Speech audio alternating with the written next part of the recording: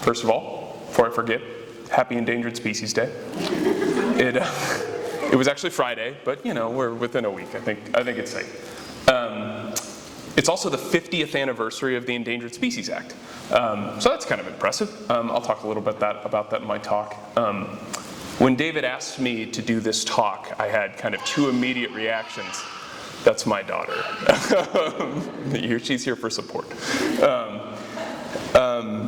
I had two immediate reactions, and the first was like, oh, thank God. Like, I get to give a talk that's not just like the American prairie talk, which is great, I love it, it's my job, but I do it a lot, and this offered the opportunity to talk about something a little different.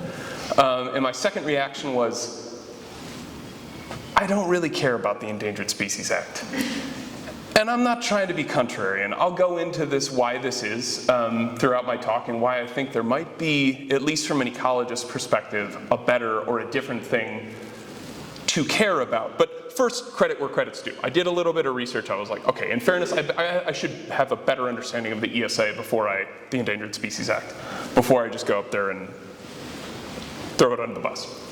So, first, everybody in this audience probably has some familiarity with this, but just out of the way, we'll get the baseline stuff out of there.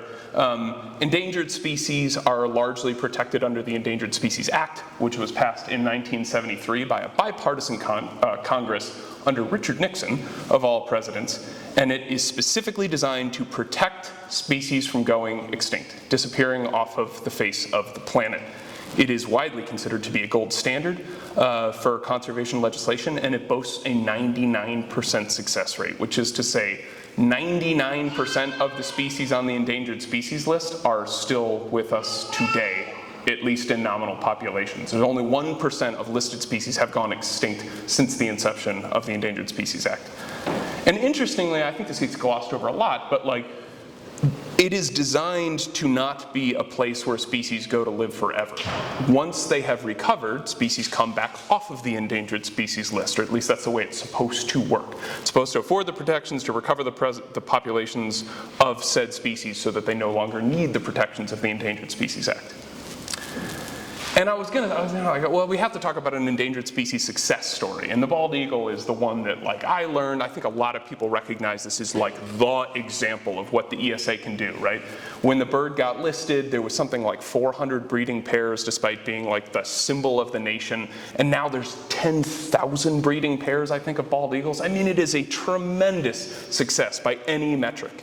But I don't want to talk about bald eagles. I want to talk about something that's much closer to my heart, and something that 48 hours ago I did not realize had ever been an endangered species, and that is the American alligator, which was actually doing so poorly that it was listed prior to the passing of the Endangered Species Act and a kind of a precursor law in 1963, along with the bald eagle.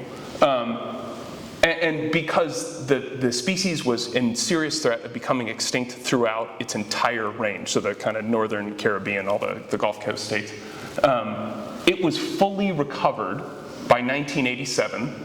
I was born in 1986. And the population is currently estimated to be at 5 million. This is a keystone predator, so that's kind of mind-bending if you're used to thinking about our keystone predators, which are all mammals. The fact that there could be 5 million of something at the top of a trophic pyramid is pretty impressive. And it probably occupies most of its historic range today, as far as we know. The reason I wanted to talk about the American alligator is not because it is an incredible success story for the Endangered Species Act, but also I grew up in Orlando, Florida, from the ages of 3 to 13. That's me in a canoe with my little sister, and you can see my dad's knee back there. My dad's a really outdoorsy guy. I credit him with a lot of my becoming who I am. We really like to go hiking. The hiking is not great in Central Florida. It's sandy and all the plants are really spiky. So instead what we did was we would go canoeing on these beautiful, crystal clear, spring-fed rivers that originate in Central Florida and then flow out to the coast. This is the Wekiva River. We spent a lot of time on it. And so I kind of grew up on this river. And alligators were incredibly common. They ended up in people's swimming pools. They were everywhere. They were so common that they were largely considered to be a nuisance, but it was a symbol of wildness. Here's this large, formidable predator that's in parking lots of grocery stores and along these wild rivers like the Wekiva. And I think I certainly didn't realize this at the time, but like in hindsight, I feel like the existence of alligators and my exposure to them was something that kind of gave me this concept of like wildness in my young child's mind, right? This is Bierstadt's Hetch Hetchy Valley. Central Florida doesn't look like that if you've ever been there. And nowhere on earth really looks like that painting. But the reason I use it is it's like kind of an imaginative fiction of like what wilderness could be. And I think my first exposure with the concept of wilderness before I even really knew the word were these trips, canoe trips on the Wekiva River. And I just don't think it's an exaggeration to say that I would not be who I am today if it weren't for American alligators and how common they are. They're not just around. They didn't just manage to like dodge extinction. They don't only exist in zoos. There's not like one itty bitty little state park in Florida that you can go and see alligators today. They're all over the place in the Gulf. And I think that commonality of wildness is important. And I'd like to contrast the American alligator with a similar formerly endangered species, which is the gray wolf. This is also a keystone predator, so very important. I'm going to get into this later on, but it's this keystone predator idea. These are important species that kind of punch above their weight in terms of regulating ecosystems, making ecosystems function the way they do and act the way they do. The wolf was listed in 1978, shortly after the passing of the ESA. In the lower 48, there's always been lots and lots of wolves in Canada and farther north. They were delisted in Montana and Idaho in 2011. Those of you playing the home game know that I'm glossing over a lot of back and forth, listing, delisting, but most recently they were delisted here and in Idaho in 2011. The population is currently estimated to be at about 7,500 in the lower 48, and they currently occupy less than 10% of their historic range. And kind of like the alligator, the wolf has some significance for me. I did 2 degrees in psychology before I realized I didn't want to work so much inside and I needed to be outside, chasing that kind of like wild river dream. So long story short, I applied for a bunch of jobs. Nobody wanted to take me in ecology because they were like, what the heck is a psychologist doing trying to break into our field? Eventually I got a job in the Tetons, which led me to 3 very, very happy field seasons, tracking wolves, which were fairly recently recovered in Grand Teton National Park. And all due respect to my current job, this might be the best job I will ever have. If it paid more than $20 a day, I'd still be doing it. That wolf is not dead, it is anesthetized, and this is an unfortunate picture that I wouldn't normally share because it doesn't look great in terms of the whole grip and grin biologist thing, but its tongue sticking out and stuff. But the story behind this, if I can alleviate some of the guilt that I'm feeling showing you this picture, is my boss at the time, the wolf recovery coordinator, a guy named Mike Jimenez, who a mentor of mine, they invited all of us technicians along that didn't know anything about what we were doing, but they had to put collars on. If you look closely at that picture, you'll see that animal's wearing a GPS collar. He just got that right before this picture was taken. And we're taking blood samples and we're measuring stuff. We do all the whole workup of this animal while it's still under the chemically immobilized. And my boss, Mike, goes, what's the weight on that animal? And I was like, I have no idea. Like, I can't even, like, how would I know? And he goes, pick it up. Like, what? Lift it up and tell me how much you think it weighs. So that's what I'm doing in this photo. But it was. But this kind of connects back to, this is like my evolving idea of like wilderness, wildness, right? Like this is me kind of chasing that same concept. And it's easy to find that, I think, for many of us in a national park, right? Like wolves were recently recovered, but like I got to live this kind of fairy book thing for a couple of years of being really a dirt poor biologist, but spent all my time in the backcountry, much of it in the wintertime on skis. And I got to see that picture of wildness, something kind of like that Bierstadt picture, at least the way it existed in my mind. But now it wasn't just these ideas of wilderness. We're starting to mingle with these ideas about ecology and kind of what I would call wildness and what that means. It wasn't just the beauty of being in the mountains and being amongst nature, yada yada, blah blah blah. But it was this idea that this wolf is this important species in this ecosystem because you know, it does this trophic cascade thing, right? Like it is an important regulator of species. When there's not wolves, there's too many elk. When wolves get back, the elk shrink, which means their prey, which is the things that they browse on, get released from predation. Beavers come back, blah, blah, blah. You've all probably seen the YouTube video. I'll come back to this idea. But I'm mentioning it here just to say that, like, this is where my concept of wildness and wilderness kind of start to mend. And I'm like, oh, there's value to this, right? Like, there's a worthwhileness to having these species, these wild things exist, at least somewhere. But if we think of the wolf as an endangered species, which it is currently not in Montana, it's not doing as well as the alligator, right? In many places, the wolf is biologically fully recovered. But you can see based on this range map, both for the North America as well as Montana, in North America the purple is where they are now and the gray would be its historic range. So you see that they are only occupying less than half of their space that they formerly occupied in North America, and almost none of it in the lower 48 relative to what they used to do. And even in Montana, where they're not listed as an endangered species anymore, they don't really occupy, I know we get dispersers around here periodically, but there's no denning, there's no, you know, established population of wolves in eastern Montana. So they can be endangered in Alabama, but not in eastern Montana. This is just another way of showing it. I'm going to show a lot of stuff from the Montana Natural Heritage Project. I'm just going to do my citation right now. You'll see a lot of this. This website is a godsend for people that work in my field and anybody that just has an interest in nature. We're so lucky to have this thing. I encourage you to check it out. So that's my plug. But this is just another way, a more nuanced way of showing kind of like where wolves are, where the densities are highest. If you look on the left there throughout Montana, and you see that we do have sightings in eastern Montana, but nothing that really arises to the level of an extant kind of population. So the question is then, like, is the wolf endangered? And legally in Montana and Idaho, the answer is no. It's clear cut. From the species' perspective, to be a wolf, I don't think that anybody could fairly say that wolves are endangered. Whether you live in Kalispell or Orlando, Florida, or Darwin, Australia, if you are alive today, there will be wolves around when you take your last breath. I am very confident in saying that. Something crazy would happen. They are in no danger of extinction. Range-wide, there are a lot of wolves, even if there's very few in the lower 48.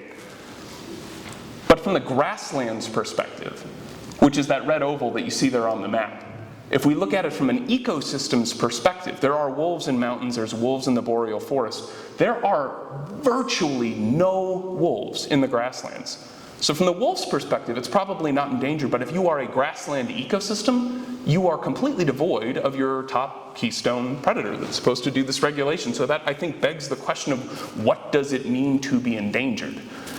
This is not a talk about wolves. This is basically all a way of me getting to my opening slide 10 minutes, 15 minutes in, which is to say what I want to talk about is this, my title is Endangered, Absent, and Irrelevant, and I'm going to go into what I think all of that means, and I'd like to push this concept on Endangered Species Day, or near enough to it, of what it means to be endangered, how we should think about it, and what we can take, what are the lessons from the ESA that we could take forward into maybe something a little bit better. And I'm going to focus mostly on the Great Plains of Montana, so eastern Montana. This is the region that I want to talk about. I'm not going to talk much about American Prairie tonight, but my job at American Prairie is to make that blue on the map a wilder place to be. I'm guessing all of you know a little bit about American Prairie. You had to walk into this room, which means you walked by most of our displays and stuff. It'd be hard to get where you're sitting without knowing a little bit about us. But I don't want to talk about just that. I want to talk about this region of Montana that includes, yes, almost 500,000 acres of American Prairie deeded and leased lands, 1 million acres of the CMR, Grasslands National Park just over the border in Canada, 3 pretty large Native American Indian reservations, and just the grasslands of the northern Great Plains of Montana in general. So, in order to talk about this on Endangered Species Day, let's go through the list of what endangered species exist in this corner of the world. In order to do that, just briefly, I'm not going to bog you down with too much terminology, but we do have to understand, we have to revisit this idea. What do we actually mean by endangered? And it might be better to say listed, because there's really two flavors of endangered species protections under the Endangered Species Act. You have full-blown endangered, which is defined as a species which is in danger of extinction throughout all or a significant portion of its range, and threatened, which just means it's in danger of becoming endangered. These are subjective. Obviously, they have to go through a whole legal process, but they are mutually exclusive. You can't be both of those things at the same time. And then there is a third category here, which is warranted but precluded. And it's basically, well, it's a species who basically meets all the criteria to be an endangered species under the Endangered Species Act, but whose listing is deferred because other things take priority, or crudely, there's just not enough money in the budget to protect greater sage-grouse under the ESA at this time. So now that we know what the terminology is, what are our T&E, or threatened endangered species? First off, maybe the most endangered mammal in all of North America is the black-footed ferret. It is endangered, very endangered. It was listed in 1967, so again, prior even to the Endangered Species Act. And it was presumed extinct for a while. We thought we lost this guy entirely until, well, it's a great story. Look it up, and they found a couple of them. Talk to David about it. He knows all about it. He used to run the museum. Now there is a wild population. This fluctuates a lot, but it's at about 300 or something like that. Not in Montana, but throughout the Great Plains. And it is particularly limited in recovering because of its food and habitat source has been decimated. It is an obligate carnivore of black-tailed prairie dogs. And we don't have as many prairie dogs as we used to, so it's hard for these things to recover. We are all lucky to live in the same town as a biologist who spent the better part of his career doing everything that he can to save this animal. Kudos, Randy. The next animal is the pallid sturgeon, also not doing great. It is endangered as well, listed in 1990. Population is estimated at about 200 adults in the upper Missouri watershed. It is limited, it is habitat loss strictly speaking, but it is habitat loss of the kind that pallid sturgeon needs a long stretch of free-flowing river, and the Missouri is now filled with dams which prevent it from successfully reproducing. So we're at a stage where pallid sturgeons can live very long, up to about 100 years. Many of the dams on the Missouri were put in about 100 years ago, and there's been very, very little recruitment, so regeneration of new pallid sturgeons outside of captive breeding facilities since then. The northern long-eared bat is our most recent addition to the endangered species list in eastern Montana. It was listed as endangered just in 2022, and its primary threat is white nose syndrome, which is a scourge for many, many bats. But this is one of, I think, 7 bats that we have in eastern Montana, and it was just listed as endangered. Now we can back off a little bit and talk about our 2 threatened species, the first being the piping plover. This is a migratory species of, like a lot of the birds that we have around here, so it's moving in and out, but its summer range, which is in green there, includes that kind of far northeastern corner of Montana. This is important in breeding habitat, and then a lot of Montana is included in its migratory range. And then the other threatened species is the grizzly bear, threatened in the lower 48. There's a lot of grizzly bears in Alaska and Canada, but they're threatened in the lower 48 states. They were listed in 1975. Population's estimated at like about 3,000 in the lower 48. I think the majority of those are in Montana. And it currently occupies about 2% of its original range throughout the lower 48. And you can see its range map in Montana. Like the wolf, there are no grizzly bears in eastern Montana. We have dispersers that are running around, but you wouldn't say that we had any in this part of the state. And then lastly, a not endangered species, but the one that we do have in eastern Montana that gets this warranted but precluded status is the greater sage-grouse. It was based on a ruling in 2010. I did not realize this, but it was actually the first species to be designated as warranted but precluded. There are now many, many others, but this is a fairly recent thing. The central Montana population is low, but potentially doing better than most. The USGS put out a report 2 years ago, I believe, that showed that like our region of central Montana is actually, these birds are existing at 50% or less of their historic populations, but are largely stable relative to many of the other populations in the West that are just absolutely tanking. They're not doing great. there's a 25% reduction between 21 and 22, but you have to look at these long-term averages for this bird. They might be doing better here than anywhere else, but I don't mean to suggest that they're doing well. And the primary threat for sage-grouse is habitat loss. So, there's the list. These are our T&E species in the northern Great Plains of eastern Montana, and their listing status. What does that mean? I don't know. 6 doesn't seem like a very big number. Pallid sturgeon and black-footed ferrets are not doing well at all.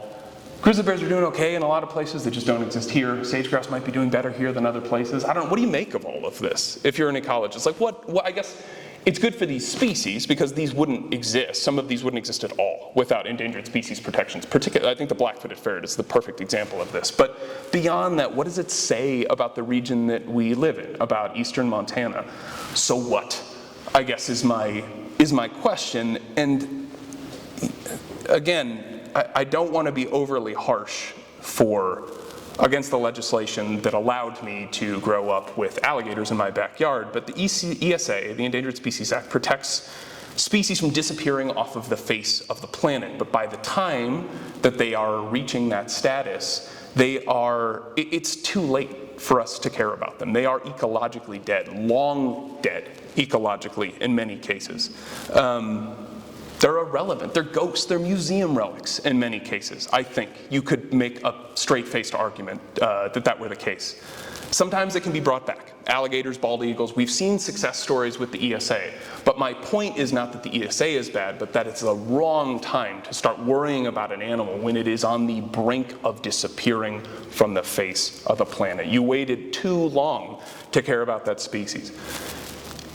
This is a quote, apparently this quote is Banksy, but he's paraphrasing Hemingway, who was probably paraphrasing somebody else before him. But they say you die twice, one time when you stop breathing and a second time a bit later on when somebody says your name for the last time. Give me a little bit of poetic license here, but I would argue that extinction, which is what the ESA is designed to protect against, is protecting against that somebody saying your name for the last time. But those species, from an ecologist's perspective, from an ecosystem's perspective, are already dead. They died a while ago.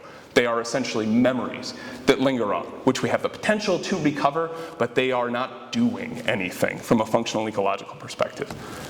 And so what I would like to talk about is a way to reconsider this concept, but thinking like an ecologist. These are 3 old white guys, most of whom are dead, but who are very influential thinkers on the concept and have had a lot of bearing on not only how I do my job as an ecologist, but how I structured this talk. So credit to them. I went back and I reviewed some of my graduate school readings to prepare for this talk. And so yeah, shout out to these guys. Michael Soule, Aldo Leopold, and Carl Safina. Say them again. Clockwise from the top, that's Carl Safina, Aldo Leopold, and Michael Soule. So, more terminology. Now not legal mumbo jumbo regarding endangered species, but actual ecological concepts. Ecological states. Extinct, I think everybody knows what that means. We talked about it a lot actually already. We talked around it. It's just gone. It doesn't exist anymore. A good example for this is the Rocky Mountain locust. They don't exist. They used to exist in plague proportions. They were undoubtedly an ecosystem engineer, an important species, and a devastating species, but an important species nonetheless to the ecology of the Great Plains. Sometime during the Dust Bowl, they disappeared off the face of the planet. Nobody really knows why, but we're pretty darn sure that they are gone. Extirpated is the scientific way for just saying absent. Grizzly bears are a good example of this in eastern Montana. They're not here, but they're not extinct. They exist in a lot of other places. They just don't exist right here where we're standing. And then lastly, and this is the thing that I really want to talk about, is this idea of ecological extinction, or what I'm referring to as irrelevant in the title of my talk. And these are species, when a species population drops so low that it is no longer effectively, it doesn't function as a community member in that ecosystem, particularly for what you might call highly interactive species, or what is more or less synonymous with this idea of keystone species. And so instead of looking at it from the bottom up of like, okay, well, how close is this animal from winking out of existence? Let's look at it from the top down, from the ecologist's perspective, and say, what does it look like when these things are working well? And Michael Soule calls this ecological effective densities. He's a smart scientist. I don't think he's a particularly good marketer. I think this term could use a little bit of work. But what he's referring to is this idea that there is a level at which some of these species, in particular these highly interactive species, when they are at healthy populations levels, they do something that changes the characteristic, changes the nature of the ecosystem itself. That is something that is inherent to what makes that ecosystem the ecosystem that it is. This can happen in a lot of ways, but it happens sometime way before extirpation, way before extinction, right? There's like a safe region, right, where like you're probably like you've got a buffer zone, right, between like how many of that species the ecosystem can support its biological carrying capacity, and what Soule called a breaking point, where it ceases to be ceases to exist at ecological effective densities. And we can go back to this idea of how wolves affect predators in Yellowstone to talk about this is what is becoming more and more the kind of classic example of trophic cascades, or this idea of what a keystone species is in an ecosystem. Many of you may have seen the very popular video on YouTube called How Wolves Change Rivers. That video is frustrating because it glosses over a lot of important details and makes a complicated story very simple. It also shows a European badger and calls it a North American badger, but yeah. I would say in the very broad brushstrokes, it gets things right, if you're familiar with that. Or like, this has been written up in National Geographic in countless pieces. It is probably not the best scientific example because the data is very, very messy from Yellowstone. But you're basically taking this idea that largely comes from oceans in the Pacific Northwest, this idea that like when you lose your ocean otter species, they're no longer an effective predator of urchins, which mow down these kelp forests, which no longer exist. Pretty open and shut case about how this keystone predator, the otter in that case, is maintaining kelp forests as an ecosystem. And we can apply that same framework, although it gets way more messy, to wolves in Yellowstone, which is this idea that like, while wolves are gone from the Yellowstone ecosystem, elk, through no fault of their own, become overabundant because there's no longer anything eating the elk. The elk, through no fault of their own, start eating themselves out of house and home because they are designed as a species to be regulated by another species, in this case the wolf. Without the wolf, there's too many elk. Too many elk means that the whole range is overgrazed. That means that a lot of streams become destabilized. They're spending too much time eating willows and new recruit species of these riparian vegetation species. The loss of those woody species means beavers don't have anything to work with. Beavers become extirpated in those riparian corridors. This leads to a downward spiral where these creeks become more and more in size because the banks get destabilized, they don't have beavers, yada, yada, yada, on and on, all the way down the trophic pyramid, and the whole thing gets messed up because you took the keystone off the top. And Yellowstone has become a very popular example of this because you kind of put wolves back at the top and then everything just kind of automatically rights itself. Again, we're glossing over a lot of important details here, and it's messier than that, but I do think in terms of broad brushstrokes, this is a good way of thinking because it has become popularized of what it means to be a keystone species. And what we mean when we say that these highly interactive species are doing something to an ecosystem that makes it fundamentally different. It feels different, it looks different, it acts different, the processes are different when that animal is not just absent, but oftentimes just not in high enough densities. Wolves don't have to disappear completely from an ecosystem to cease to be an ecosystem engineer. That is the idea of ecological effective densities. So, let's go back home. Let's apply this new ecological framework and think about what it means for kind of north, central, eastern Montana here. We talked about the gray wolf already. We don't need to talk about it again, but this is a species that is not endangered. You don't find it on the endangered species list. It's not threatened, it's not endangered, not anymore anyways, not in Montana.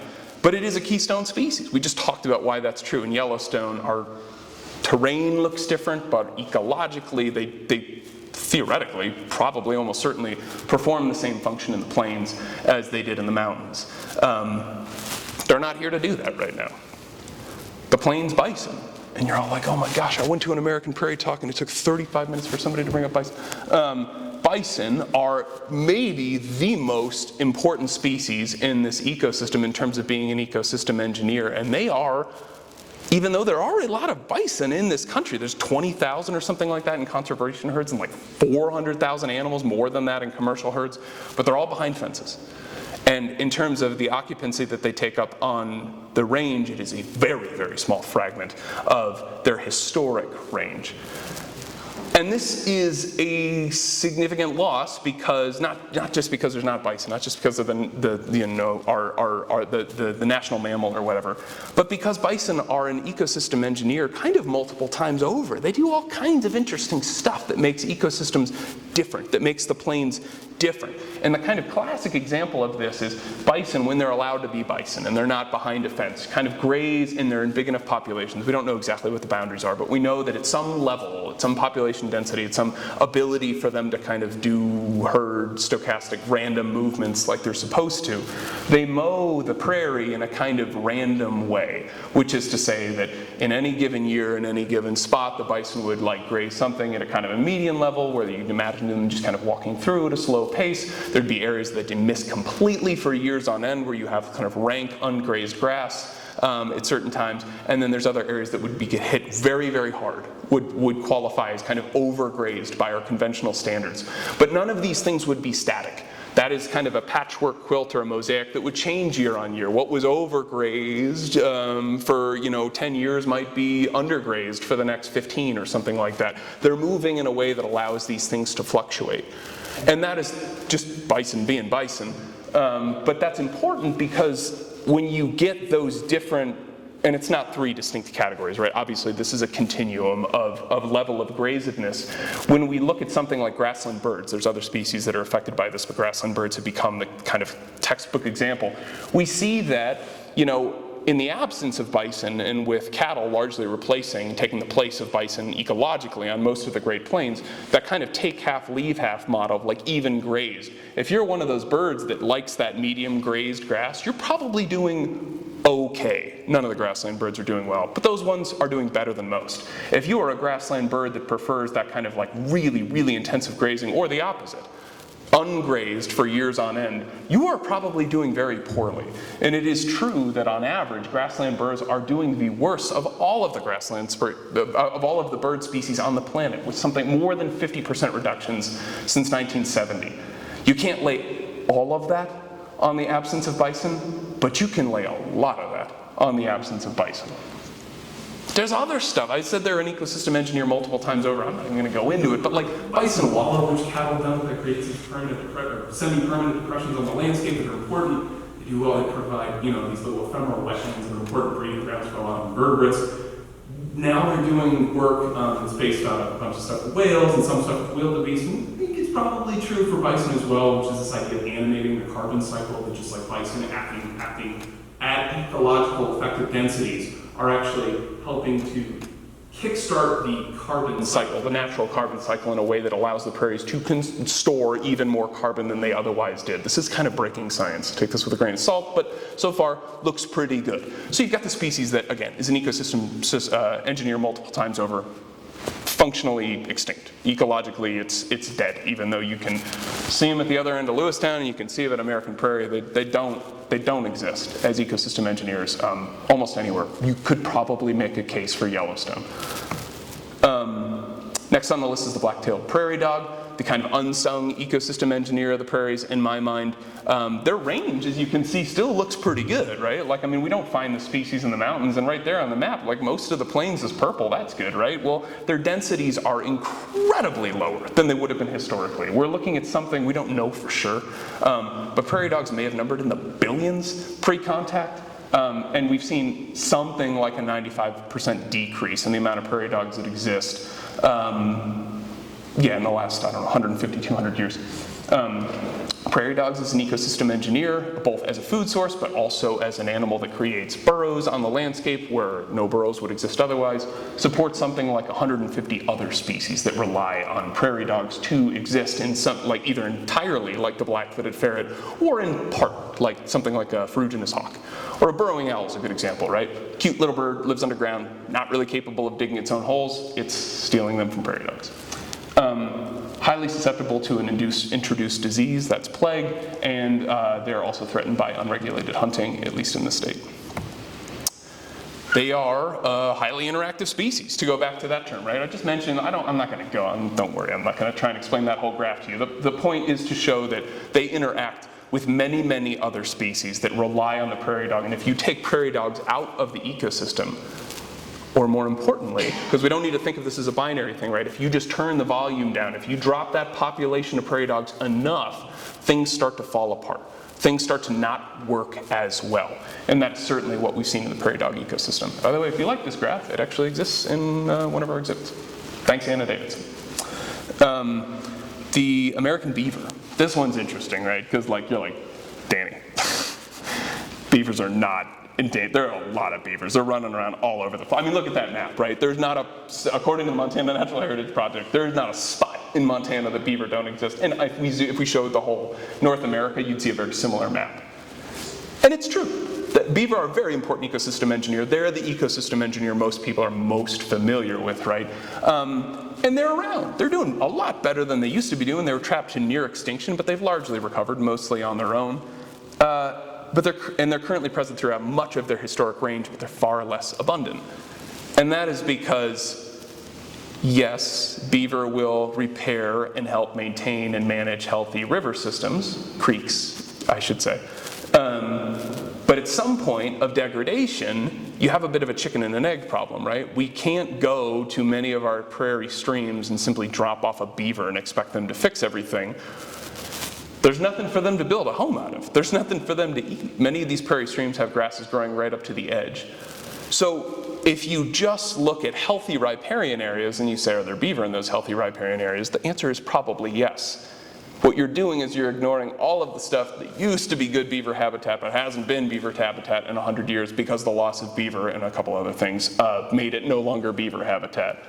So maybe it is worth thinking of beavers, despite how abundant they are, as being kind of functionally extinct in some of these heavily degraded prairie streams that we have a lot of. So back to our chart here. How are we doing? Now the chart's a lot longer, right? And I've highlighted species in blue that are kind of highly interactive species, either keystone predators in the case of the wolf, or ecosystem engineers in terms of the bison, prairie dog, and the beaver. And I think you can make a pretty compelling case. And we've also added some categories here in terms of extirpated as being absent. Oh, we added the swift fox there as well, which I won't talk about. The black-footed ferret and the swift fox get asterisks for being extirpated, because if you look at that map that I showed, you can find them on the map, but they're not on most of it. Grizzly bears aren't there, wolves aren't there. And if we get into this idea of ecologically extinct, I think every single one of those species checks the box. I will concede if you argue on the beaver thing. I'm willing to let beavers go, but I think you can make a very compelling case that all of the rest of those species on the list are ecologically extinct. And why should we stop at species? I mean, in terms of an endangered concept, if you're thinking like an ecologist, I told the story about beaver and why the beaver as a species is not at all endangered. Nobody could straight-facedly say that species deserves endangered species protections. But what it is missing is so much of the habitat that would have allowed there to be more beaver. So maybe we can think of riparian habitat as a kind of endangered habitat.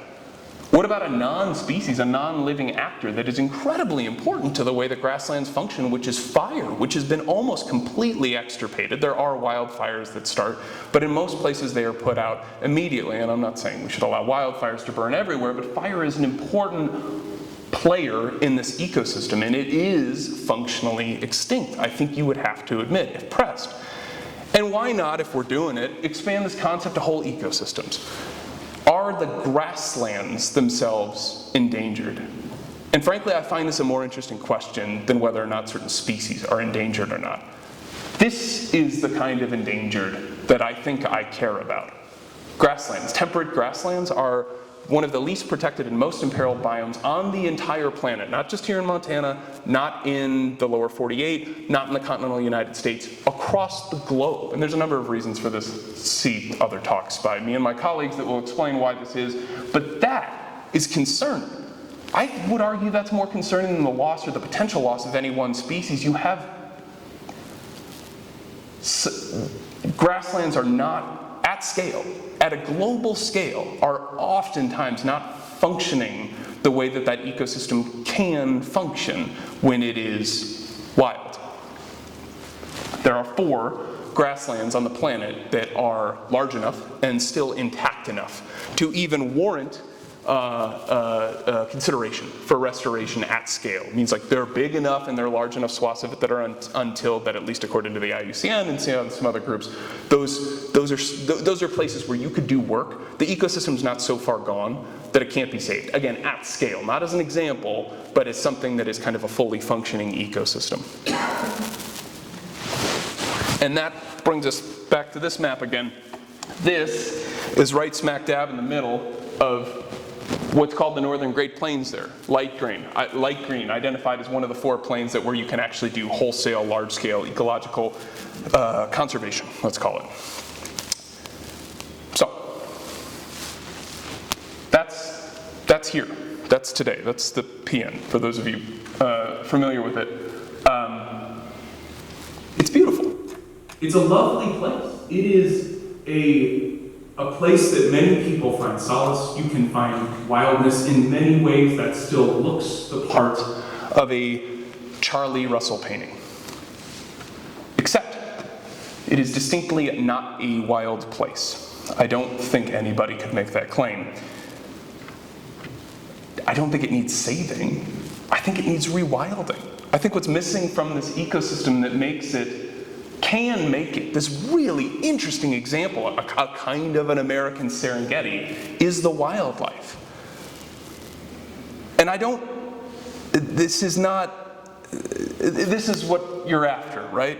This is a fanciful picture, a Charlie Russell painting, my favorite. It's called When the Land Belonged to God.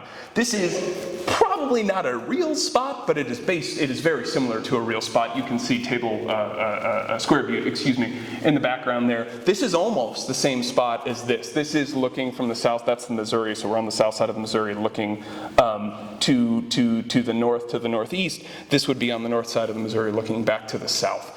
But a similar landscape, right? But now a wilder landscape.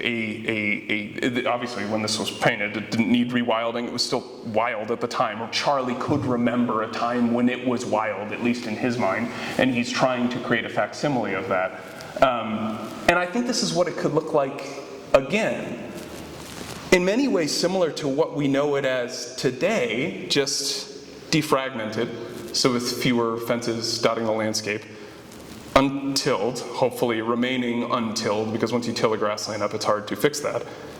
And some more wildlife, some more of a lot of different kinds of wildlife. And I think what would happen is you would see these ecological processes start to run again. You could see natural ecological systems and processes, trophic cascades, natural management of the grassland ecosystem in a way that benefits so many other species, for the benefit of those species, for the benefit of the ecosystem, for the benefit of those of us that get to live alongside those species.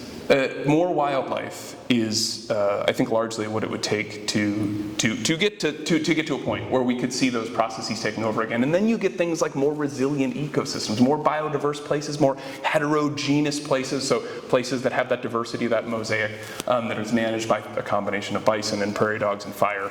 They're more resilient. They're more resilient to climate change. They're more resilient to drought. They're more resilient to fire and flooding and you name it, et cetera, et cetera, et cetera, because we know that biodiversity kind of gifts this back to the land. It does not require depopulation of people. For many, many years, and in many places today, you can find examples of people living happy, healthy, productive lives along thriving populations of wildlife. And so I think what's missing, again, is just this idea of wildness, more animals. I mean, it's really just as simple as that. That's what I think we should care about. I mean, I think that's what is endangered, is the concept of wildness. That's the kind of endangered, at least, that I'm most concerned about. And I'll tell you guys one more story. When I first started with American Prairie in 2018, I had gone back to graduate school to get my Ph.D. in between that wolf gig and taking the job with American Prairie. But my Ph.D. work was all in the mountains of Washington and Oregon and Idaho and Montana and Wyoming. And so I got to see a lot of that similar kind of wildness. Maybe not to the extent of the Tetons, but beautiful places, right? I was tracking these sheep herds going through national forest land and, you know, just the whole complement of species and beautiful mountain meadows, et cetera, et cetera. And I took this job and I felt very, very fortunate and lucky and in the right place at the right time because, like, like, what a cool job on paper to get to be a wildlife biologist for one of the largest conservation projects that most people have never heard of. But I got there, and I showed up, and I saw that first picture of the plains, pretty nice sunsets and a lot of open spaces, a lot of room for the mind to wander, but I probably shouldn't tell you this, but I didn't really connect with the idea. This didn't feel like home to me. I didn't get it. It felt empty, if I'm being perfectly honest, in a way that kind of made me uncomfortable, or at least miss that kind of like wildness. And so, I'm keeping this to myself. You don't tell your colleagues this when you have a really fun job. You're not like, well, I like my job, but I'm having a hard time connecting with the ecosystem, which I'm ostensibly here to help protect. And then one day we had the bison were wearing these GPS collar things at the time. Whoa. And one fell off, and so we had to go find it, and the GPS was broken, and we didn't have a good last known location, so we had to do it the old-fashioned way, which is a radio collar, right? This kind of like TV antenna looking thing. You play like Marco Polo with a collar, right? It beeps, you figure out where the beep's coming from, you redirect, you wander all over the prairie until you find the collar.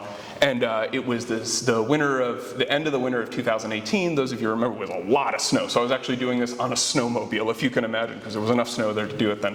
And so I get outside of our, I'm leaving from our Enrico Science and Education Center. The garage is where the snowmobile's parked. And I go east, and I get up on top of this little ridge that looks back down into Box Elder Canyon. And I didn't know, because snow machines are really loud for any of you that have ever operated them, but I kind of crest over this hill, and I see some of our bison, and they're up there at the top of the hill, and they were spooked because they had heard me coming. And I'm like, oh, okay. So I shut off the engine. I just kind of watched this cool thing happen. And as I'm sitting there parked on the ridge, I'm looking out to the east, and I can see the Larb Hills, and I don't see a lot of fences. And I know where my neighbors live. I know where the houses are. In some cases, I can see them. But mostly what I see is wild, wide, open spaces and a herd of bison running through 2 feet of snow effortlessly, like they were built to do it.